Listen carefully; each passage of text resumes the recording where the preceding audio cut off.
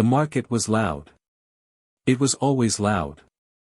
Stalls stretched in every direction, packed so tightly together that the smells mixed into one thick cloud that sat heavy in the air. Roasted meat. Wet fur. Something sharp and chemical that made Clara's eyes water every time she walked too close to the medicine carts.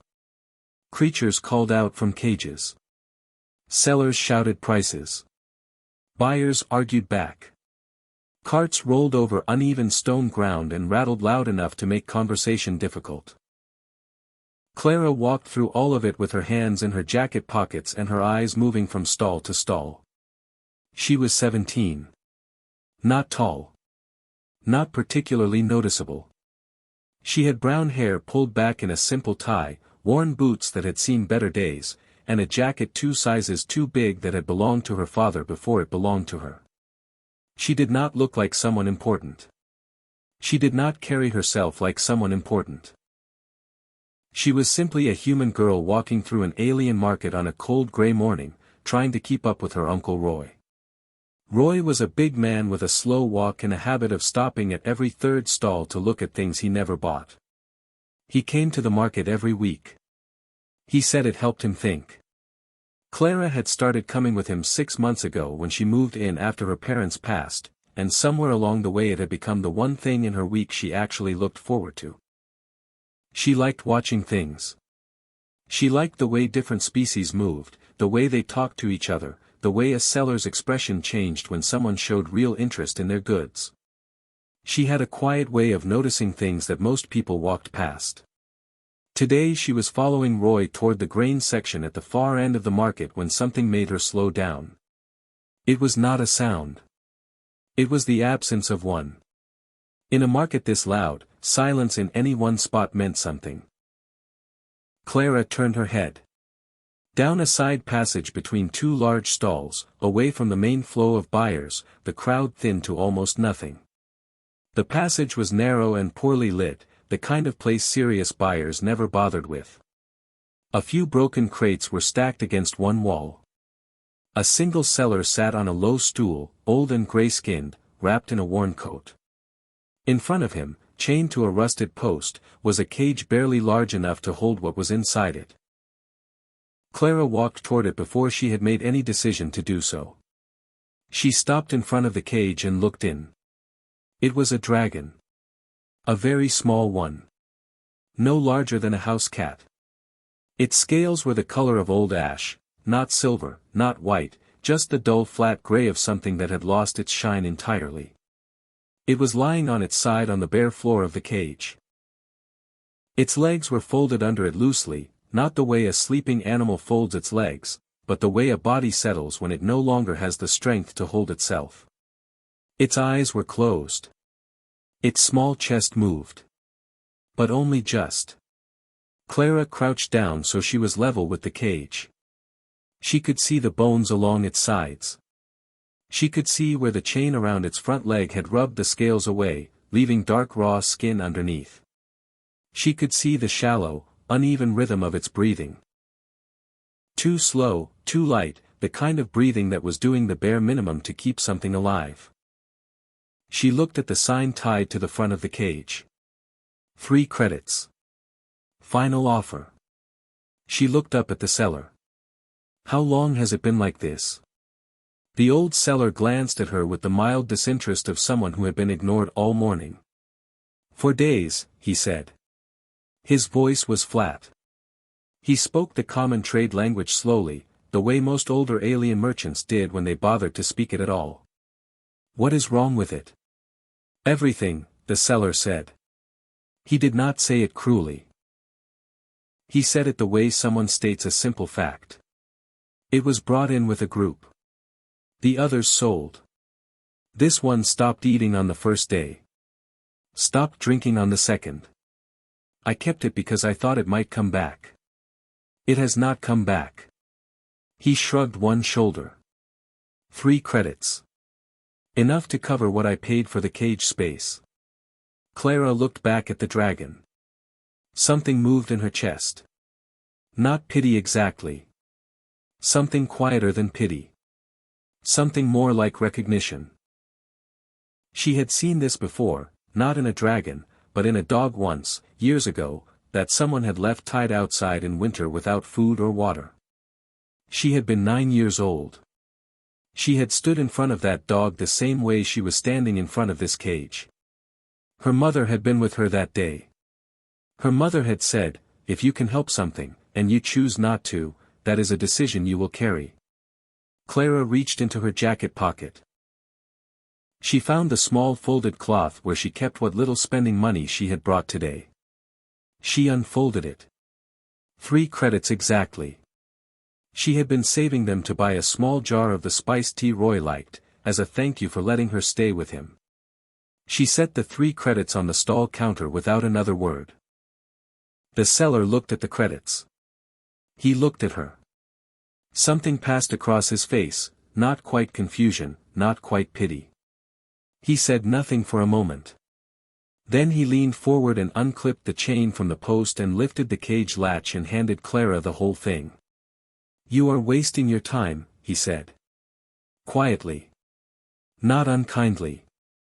"Maybe," Clara said. She straightened up with the cage held carefully in both arms and turned back toward the main passage. And that was when she noticed the silence. It had spread. Down the side passage, back into the nearest section of the main market, buyers and sellers had slowed. Some had stopped entirely. Different species, tall, short, scaled, furred, some with 4 eyes, some with none, all of them looking at the same thing. A human girl in an oversized jacket carrying a cage with a dying dragon in it. Nobody said anything. A large alien merchant near the passage entrance was staring at her with an expression she could not fully read. A group of young buyers had stopped their conversation mid-sentence.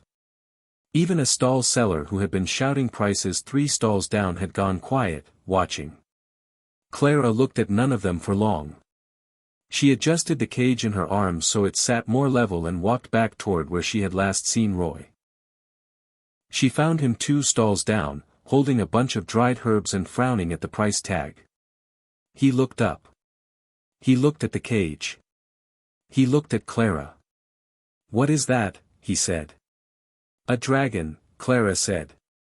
Roy looked at it for a long moment. "It looks dead." "It is not dead," Clara said. "Not yet." Roy looked at her face. He had known her long enough to understand that particular expression. He put the herbs down without buying them, turned, and walked beside her toward the market exit without another word. Behind them, the market stayed quiet a little longer than it should have. Roy's house was small but warm. It sat at the edge of the human quarter, a little apart from the other buildings, with a low fence around a patchy garden that Roy never quite got around to tending properly. Inside, it smelled like wood, old books, and the particular kind of quiet that belongs to a house where only one person has lived for a long time. Clara carried the cage through the front door and set it gently on the kitchen table. Roy stood in the doorway watching her. He did not tell her she was being foolish. He did not remind her that the creature was most likely beyond saving. He simply put a kettle on, sat down in his chair by the window, and watched her the way he always watched her, with the patient, steady attention of someone who had long since learned that Clara moved at her own pace and in her own direction. Clara opened the cage slowly. The dragon did not move. Its eyes stayed closed. Its breathing was still that same thin, shallow pull. Barely there, easy to miss if you were not looking for it. She reached in with both hands and lifted it out with great care, the way her grandmother had once shown her how to lift a very small or very weak animal. Flat palms. No gripping. Let the weight rest, not hang. She set it on a folded towel on the table. Then she went to work. Her grandmother had lived far outside the nearest town on Earth, in a place where the nearest medical help was hours away and animals were part of daily life. She had been a practical woman who believed that knowledge was only useful if you could actually use it. She had taught Clara many things over many summers. How to read an animal's breathing. How to check for dehydration by the skin. How to bring body heat back slowly without shocking a weakened system. How to make a simple herb mixture for inflammation. How to feed something too weak to feed itself. Clara had been 12 the last time she sat in her grandmother's kitchen learning these things. She had not thought about them in years. But the knowledge was still there, sitting quietly in the back of her mind, waiting. She started with warmth. She filled a cloth bag with uncooked rice and heated it gently, then placed it wrapped in a second cloth near the dragon's side. Close enough to share heat, not close enough to burn. She checked the raw patch on its leg where the chain had worn the scales away, cleaned it carefully with cooled boiled water and a soft cloth, and covered it loosely. She checked its mouth, tilting the small head gently to one side. Dry. The inside of its mouth was dry and pale. Dehydration first. That was what her grandmother had always said. You cannot fix anything else until you fix that. Clara took a small clean cloth, dipped it in warm water with just a small pinch of mineral salt, barely anything, just enough, and touched it to the dragon's mouth. Not forcing. Just offering. She did it again and again, slowly, every few minutes, letting the moisture sit on the lips and be absorbed naturally. Roy brought her a cup of tea at some point. She drank it without looking up. The alien healer arrived in the early afternoon. His name was something long that Clara could not pronounce, so he had told the neighborhood to call him Sorn. He was tall and thin, with pale blue-gray skin and eyes that were entirely silver, no pupil visible. He carried a worn leather bag and had the unhurried manner of someone who had been doing his work for a very long time. He was not unkind. He was one of the most respected healers in the district, and several of Clara's neighbors had quietly told Roy that Sorn ought to come and look at what the girl had brought home. Roy had passed the message along. Sorn had come. He stood at the kitchen table and looked at the dragon for a long moment without speaking.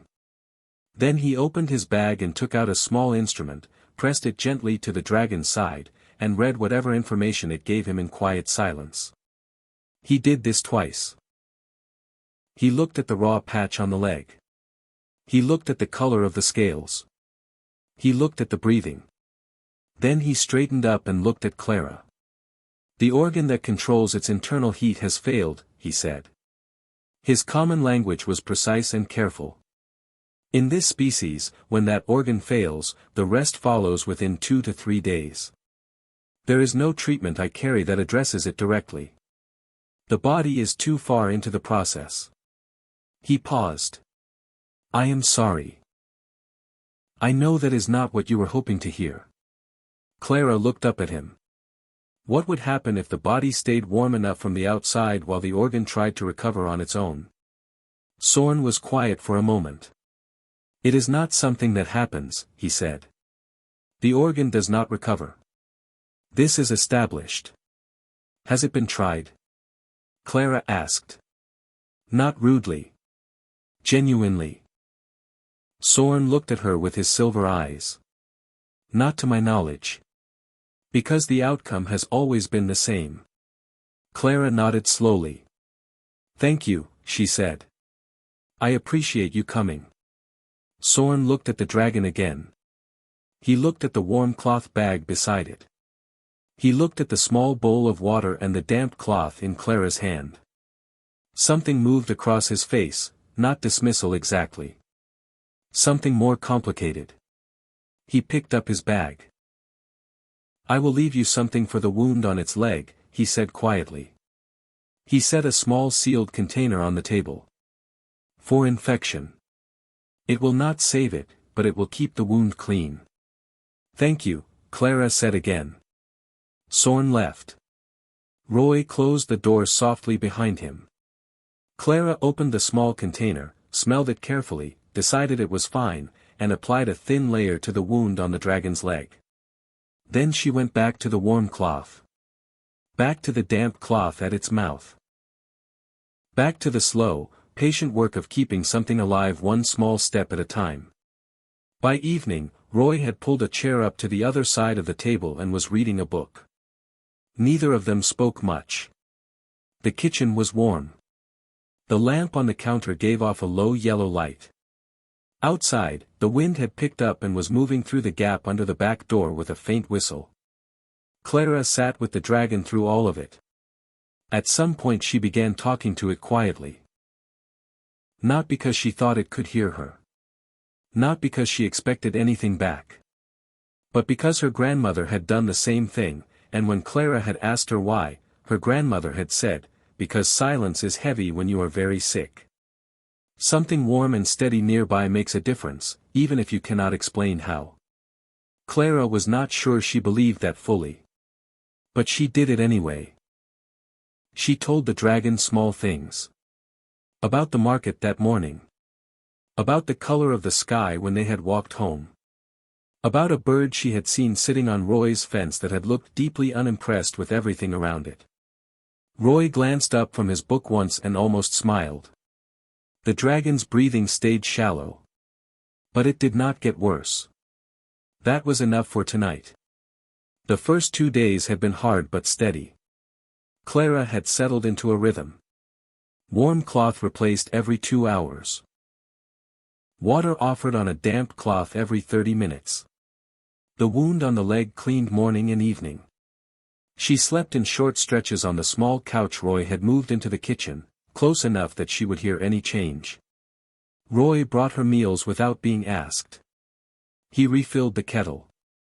He kept the house warm. He did not say much, but he was there, and that mattered more than words would have anyway. The dragon had not improved in any obvious way. But it had not gotten worse. Its breathing stayed shallow and slow, but it stayed.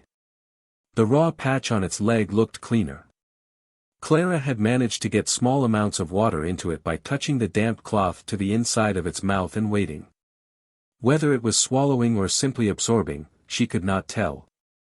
But the inside of its mouth was not as dry as it had been on the first day. Small things. Clara held on to small things. By the third evening, she had allowed herself the quiet, cautious feeling that maybe, they were going in the right direction. She should not have relaxed. She knew that. Her grandmother had told her once that the hardest moments with a sick animal often came right when you thought the corner had been turned. The body fought hard, and then it gathered everything it had left for one final effort, and sometimes that effort went the wrong way. Clara knew this. She had simply forgotten it for one evening. She fell into a deeper sleep than she had meant to. She woke at 10 minutes past 2 in the morning. She did not know immediately what had woken her. She lay still for 1 second on the couch, blinking at the low light of the kitchen lamp. Then she turned her head toward the table. The dragon was not moving. Not in the way it had been not moving before, that small, fragile stillness of shallow breathing and closed eyes. This was different. This was complete. No rise in the chest. No faint tremble along the sides. No movement at all. Clara was on her feet before she had finished the thought. She crossed the kitchen in 3 steps and put her hand against the dragon's side. Cool. Too cool. The warmth she had been working so hard to maintain had dropped significantly, and beneath her palm, there was no movement whatsoever. No, she said. Out loud. To nobody. To herself. To the dragon. She did not stop to think after that. Thinking took time she did not have. She had watched her grandmother bring a small animal back from this edge once, years ago, a young dog that had gone still on the table in the middle of the night. Her grandmother had not panicked. She had moved. Quickly, but with control. 2 fingers pressed to the chest, just left of center. Short, firm compressions. Not hard enough to cause damage. Firm enough to matter. Then a pause. Then again. Clara placed 2 fingers against the dragon's small chest.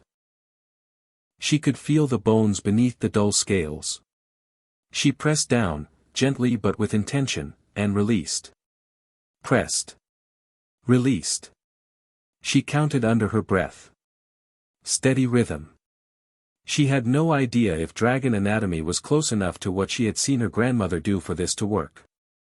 She had no other option. After 10 compressions she stopped and put her face close to the dragon's mouth and nose and blew a short, soft breath. Not forcing. Just offering air. She straightened up and pressed again. The kitchen was very quiet. Roy's door opened somewhere down the hall. She heard slow footsteps. He appeared in the kitchen doorway in his night clothes, hair uncombed, eyes still adjusting to the light. He looked at Clara. He looked at the dragon. He said nothing. He sat down in his chair and watched. Clara kept going. She talked while she worked. She had not planned to. It came out on its own. The same quiet, steady voice she had been using for the past 2 days, just keeping something warm and present in the air around the dragon. She talked about her grandmother's house. The way the kitchen had always smelled like dried flowers and something herby that Clara had never been able to name. The old wooden table where she had learned most of what she knew. The view from the back window onto a small field where the grass grew uneven and wild. She talked about her mother. Small memories. A blue coat her mother had loved. The sound of her laugh. The way she could never whistle properly but tried anyway and found it funny every time. She did not cry. She did not have the space for it right now. The words were not for her. They were for the dragon. Something warm and steady. A voice in the quiet. Present. Refusing to leave. She pressed and released. Pressed and released. The minutes moved slowly. At some point Roy got up and quietly replaced the warm cloth bag that had gone cold. He did it carefully, without interrupting her rhythm, and sat back down. Clara did not stop. An hour passed. Maybe more. She had lost track of time in the focused, narrowed way that happens when a person is doing one thing completely. Her fingers ached. Her back ached from bending over the table. She straightened twice to stretch and bent back down immediately. She was not going to stop. Her grandmother had told her once that animals could feel the intention of the person caring for them. Not the words. Not the actions exactly. The intention beneath the actions. Whether the person meant to stay or meant to leave. Whether the care was real or just going through motions. Clara did not know if that was true. She had never been able to prove it either way. But she believed it in the way she believed most things her grandmother had told her. Not because she could explain it, but because something in it felt right. She meant to stay. She wanted the dragon to know that. The sky outside the kitchen window began to change. It happened slowly, the way it always does, black to deep blue to the first gray edge of morning light pressing in at the horizon. The lamp on the counter, which had been doing most of the work through the night, began to matter less as the natural light built up around it. Clara was still at the table. Her voice had gone quieter in the last hour. She was tired in a way that sat deep in her bones. But her hands were still moving. Still pressing. Still offering. And then. The dragon's chest moved. One breath. Small. Unsteady. Like something remembering how. Clara's hands went still. Another breath. Then another. Slow, but there. Real. The sides rising just slightly and falling. Present.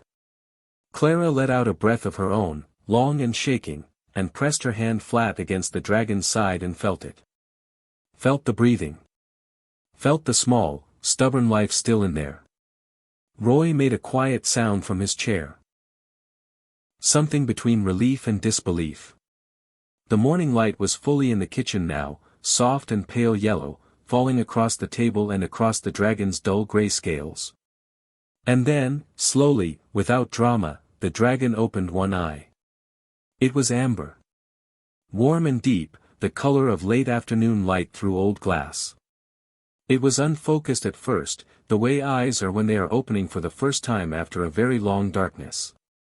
Then, gradually, it found Clara's face. It stayed there. Clara looked back at it. Her throat was tight.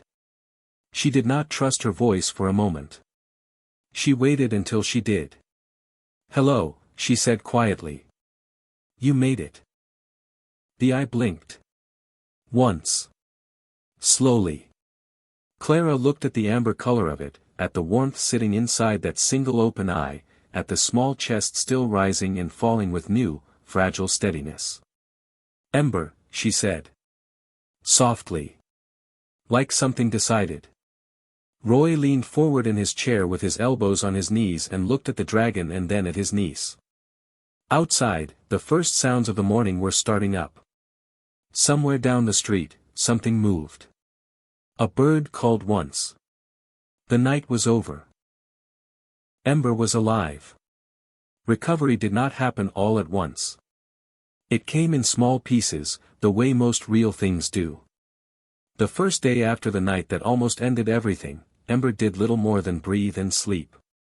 But the breathing was steadier now. The rhythm had settled into something that felt less like a fight and more like rest. Clara changed nothing about her routine. Same warm cloth. Same water offered on a damp cloth every 30 minutes. Same quiet voice in the kitchen, talking about small things, keeping the air around Ember full of something calm and human and present. By the second day, Ember opened both eyes regularly. By the third day, Ember drank on its own. Clara had placed a shallow dish of warm water near its side, not expecting much, simply offering. She had looked away for a moment to refill her tea, and when she looked back, Ember had its small head bent over the dish and was drinking in slow, careful pulls. She stood very still and did not say anything and did not move until it was finished. She felt something in her chest that she could not name properly. Bigger than relief. Quieter than joy. By the end of the first week, Ember was eating. Clara had asked Roy to find her something small and fresh from the market. He had come back with a paper bag of raw fish scraps from the seafood stall, watching her with mild curiosity as she cut them into very small pieces and set them in a dish near Ember. She had not been certain it was the right food. She had simply gone with instinct and observation and the memory of something her grandmother had once said about sick animals: start simple, start small, and let them tell you what works. Ember ate 3 pieces on the first try. Then it looked up at Clara with those amber eyes and waited. Clara gave it 3 more. The following days brought something Clara had not expected. Ember began to follow her. It started small. When Clara moved from the table to the counter, she would turn around and find Ember had shifted on its towel to face her direction. When she went to the other side of the kitchen, Ember's head turned and tracked her movement. When she sat back down, Ember settled. Then it progressed. One morning Clara walked down the short hallway to wash her face and came back to find Ember had climbed off the table. She had no idea how, given that it had barely been walking 4 days ago, and was sitting in the middle of the kitchen floor directly in front of the hallway entrance, waiting. She stopped in the doorway. Ember looked up at her. "How did you get down there?" Clara said. Ember blinked. Then it walked. Slowly, with a slight favoring of the leg that had been chained, but walking, across the floor and sat down on top of her feet. Roy saw this from his chair and said nothing for a moment. Then he picked up his book and said, without looking up, "I believe you have been chosen." Clara looked down at Ember sitting on her feet with the calm, settled certainty of something that had made a decision and saw no reason to explain it. She could not argue with that. After that day, Ember was simply always there. It followed her through the house. It slept beside her on the couch at night, curled against the back of her knees with its tail tucked around itself. When she went into the garden, it came and sat in the weak morning sun and watched the fence with serious amber eyes. When strangers came to the door, a neighbor, a delivery person, once a pair of young alien children who had heard about the dragon and come to look, Ember would position itself in front of Clara and make a sound low in its throat. Not a roar. Not yet. Too small and too young for that. But a warning. Steady and clear and completely serious about itself. The neighbor had stepped back. The delivery person had handed the parcel over very quickly. The two children had looked at each other and left without saying anything. Clara had tried to explain to Ember that these were not threats. Ember had listened politely and then continued doing exactly the same thing the next time someone came to the door. Roy thought this was very funny and did not hide it well. The scholars arrived on a Tuesday. There were 3 of them. They came together, which told Clara they had planned the visit carefully rather than arriving on impulse. They were alien, a species she did not know well, tall and pale, with long fingers and the kind of still, precise movements that made her think of people who spent most of their time reading and very little time anywhere loud.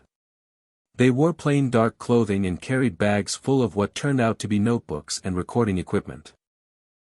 The one who spoke first introduced herself as a researcher from a university 3 settlements away. Her common language was excellent. She explained, politely and with obvious effort not to be overwhelming about it, that word had reached her department about a bonded dragon in the human quarter. Clara stood in the doorway with Ember at her feet and said, "A bonded dragon?" The scholar looked down at Ember. Then back at Clara. "May we come in?" Roy made tea.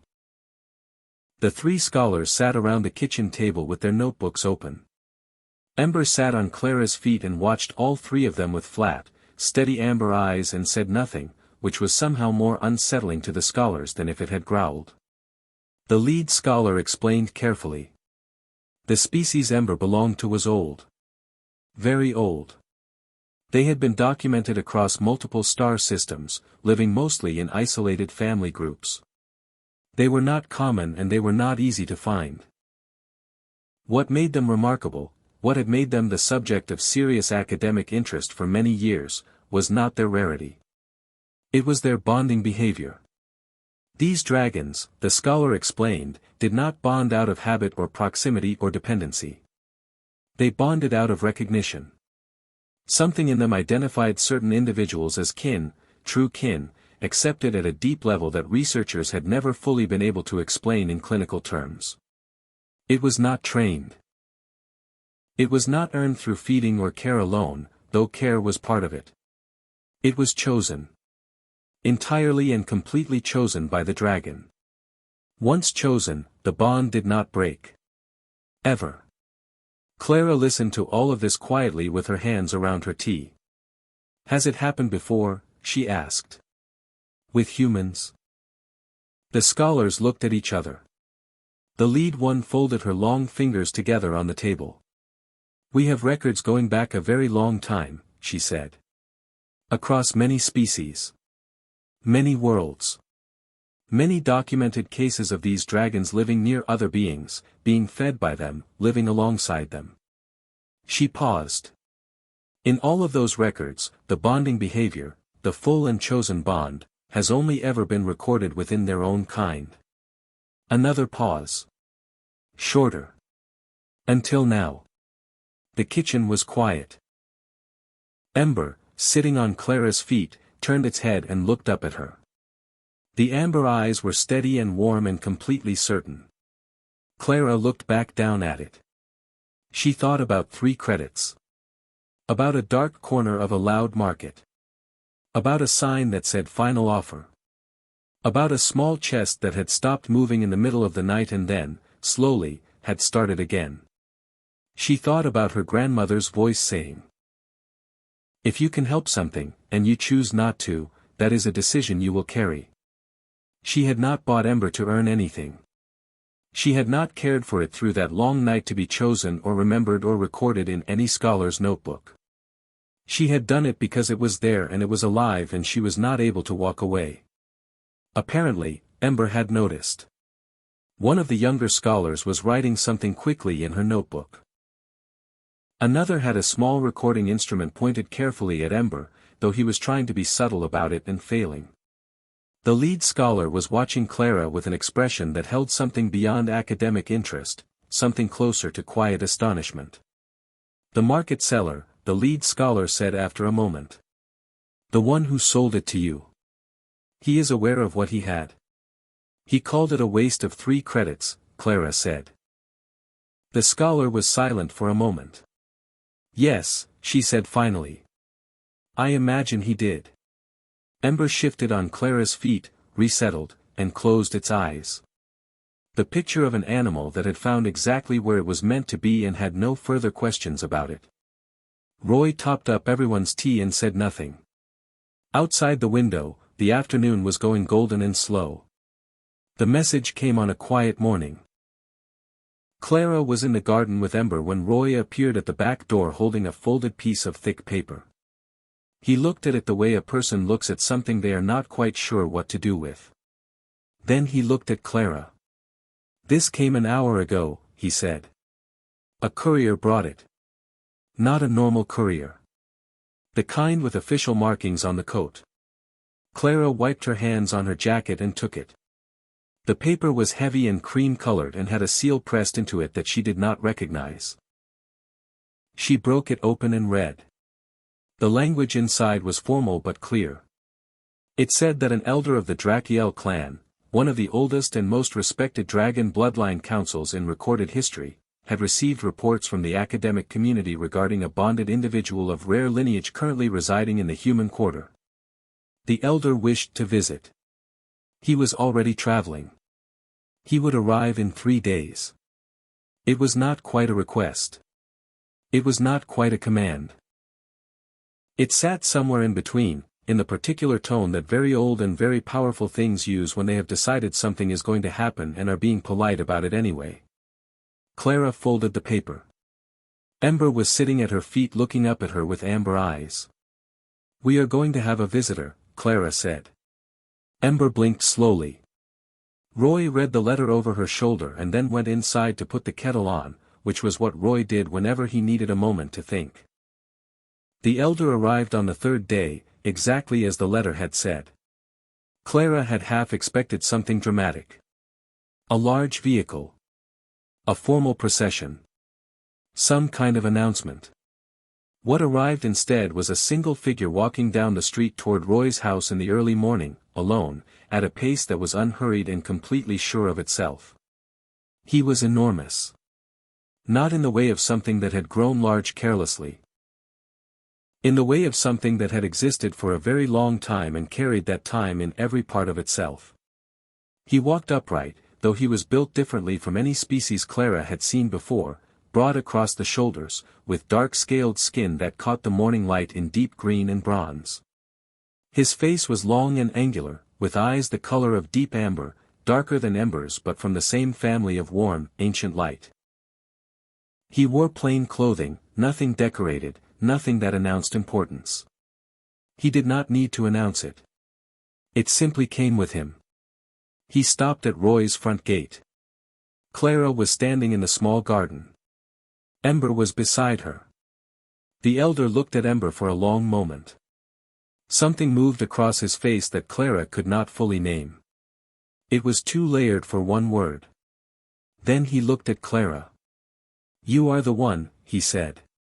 His common language was slow and deliberate, each word chosen with care. A deep voice. The kind that did not need to be raised to fill a space. I am Clara, she said. He inclined his head slightly. May I enter? Yes, she said. Please. Roy had set chairs in the front room. The elder sat in the largest one, which still seemed slightly small for him. He set his hands on his knees and looked at Ember, who had come inside and positioned itself beside Clara's chair with its tail curled around its own feet. The elder watched Ember for a long time without speaking. Ember watched him back. Not with the low warning sound it used for strangers at the door. With something quieter. Something that looked almost like recognition. The elder's expression shifted when he saw that. Something tightened briefly around his eyes and then released. Clara thought, watching him, that he was a being who had learned long ago to keep most of what he felt behind his face, and that what she had just seen was more than he usually showed. He began to speak. He told them that the Drakiel clan kept records. Old records. Going back further than most civilizations currently alive could trace their own beginnings. Within those records was a bloodline, a particular family line within their species, known for two things. First, the depth of their bonding ability. Second, their rarity. They had always been few. They had always been precious. 40 years ago, he said, that bloodline had stopped appearing in any record. No births. No sightings. No reports from any settlement or world in the clan's considerable network. They had searched carefully and for a long time. The conclusion, accepted slowly and with great pain, was that the line had ended. He stopped speaking for a moment. The room was very quiet. Then he looked at Ember. The coloring, he said quietly. The eye color. The bonding pattern that your scholars documented. He paused. These are not common traits. These are not coincidence. Clara looked at Ember. Ember was still watching the elder with those steady amber eyes. Ember is from that bloodline, Clara said. Not a question. She had already understood where the words were going. Ember, the elder said, as though testing the name. Yes. The last confirmed living member of a line we believed was gone. He was quiet for another moment. The market where you found it. The condition it was in. Another few hours and the question would have been settled permanently. The words landed in the room and stayed there. Clara thought about the market. The dark side passage. The dull scales. The 3 credits in her folded cloth. The sign that said final offer. She thought about the seller's face when she set the coins on the counter. She thought about the long night in the kitchen and her fingers pressing carefully against a small chest that had gone still. She had not known any of this. She had known none of it. She had simply seen something alive that was about to stop being alive, and she had not been able to walk past it. The elder stood. He was very tall standing. He filled the room differently than he had sitting. Clara stood as well, by instinct, the way you stand when something in the air changes. He looked at her for a moment with those deep amber eyes. Then he bowed. It was not a small gesture. It was slow and deliberate and full. He bent forward from his great height with his hands at his sides and held it for several seconds and then straightened. Roy, standing in the kitchen doorway with a dishcloth in his hands, went completely still. Outside, several neighbors who had gathered quietly in the street, because word had spread, as word always does, that something important was happening at the human girl's house, saw it through the front window. An alien merchant who had followed the story from the beginning. The old creature seller from the market, who had come without quite being able to explain why. The 3 scholars, notebooks open. Others who had heard pieces of the story and had not been able to stay away. They all saw it. The silence that followed was the same silence that had fallen over the market on the morning Clara had walked away with a cage in her arms. The same quality. The same weight. But different in meaning. You did not know what you were saving, the elder said. His voice was steady but something underneath it was not. You had no information. No reason beyond what you saw in front of you. A dying creature and 3 credits and the decision to act. He paused. In our culture, there is a word for this. It does not translate perfectly into your language. The closest meaning is, the willingness to care for something before you know its worth. Clara did not know what to say. She looked at Ember, who looked back at her, and then walked forward and pressed its small head against her hand. She curled her fingers gently around it. I did not do it for worth, she said quietly. I did it because it was there. The elder looked at her for a long moment. Yes, he said. That is exactly what the word means. Outside, nobody spoke. The street held its silence the way a room holds breath, not from emptiness, but from being too full for noise. Roy set the dishcloth down on the counter very carefully. Ember closed its eyes under Clara's hand. And in the quiet of a small house at the edge of the human quarter, with the morning light coming through the window and an ancient bloodline breathing steadily against a 17-year-old girl's fingers, 3 credits turned out to be the most important thing anyone had ever spent.